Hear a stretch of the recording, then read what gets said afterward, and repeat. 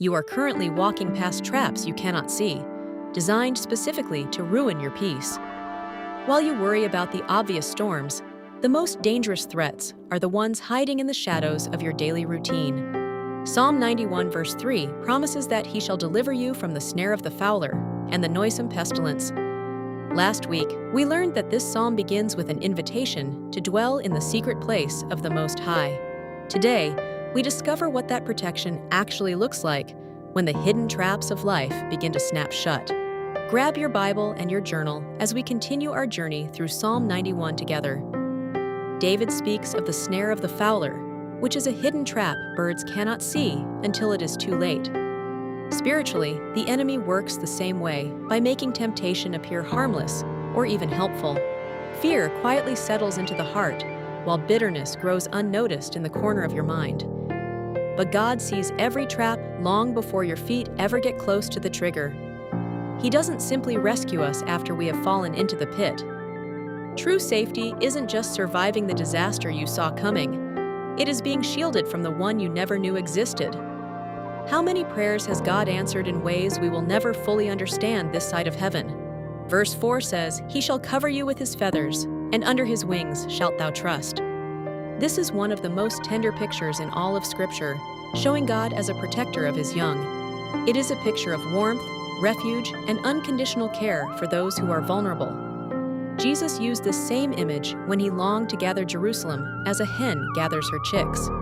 A shield is useless if it is made of your feelings, because feelings shatter the moment the pressure gets too high. Notice David does not say our emotions or our circumstances are our shield.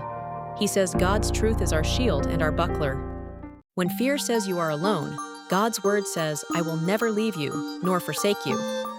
When anxiety says there is no hope, Jesus says, "Take heart, for I have overcome the world."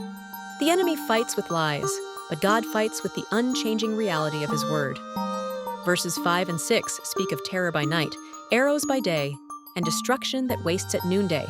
If you think God's protection means a life without pain, you have been reading the promises without the presence. David isn't saying believers never experience hardship or see the storm. He is teaching us that our confidence rests in God's presence, even when the wind is howling. Peace is not the absence of the storm. Peace is knowing Jesus is in the boat with you. Verses 7 and 8 tell us that 1,000 may fall at your side, but it shall not come near you. These verses are a declaration that God remains faithful through every shifting circumstance of history. The greatest protection God gives is not merely physical safety, but a soul that cannot be moved.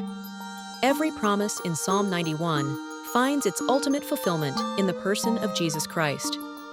He is our refuge, our fortress, our shepherd, and the only source of lasting peace. When Satan tempted Jesus in the wilderness, he tried to use Psalm 91 as a weapon of pride. Jesus responded with Scripture, proving that God's promises are tied to trusting the Father's heart.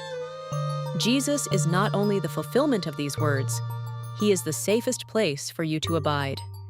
Heavenly Father, thank you for being our refuge and our fortress in a world of hidden snares. Teach us to trust in your truth more than our fears and walk in the wisdom of your word. Thank you for sending Jesus, our Savior and our everlasting refuge. May we remain under the shadow of the Almighty every day of our lives. In the mighty name of Jesus, Amen. May the Lord bless you and keep you, surrounding you like a shield. May his truth strengthen your heart and his peace guard your mind this entire week.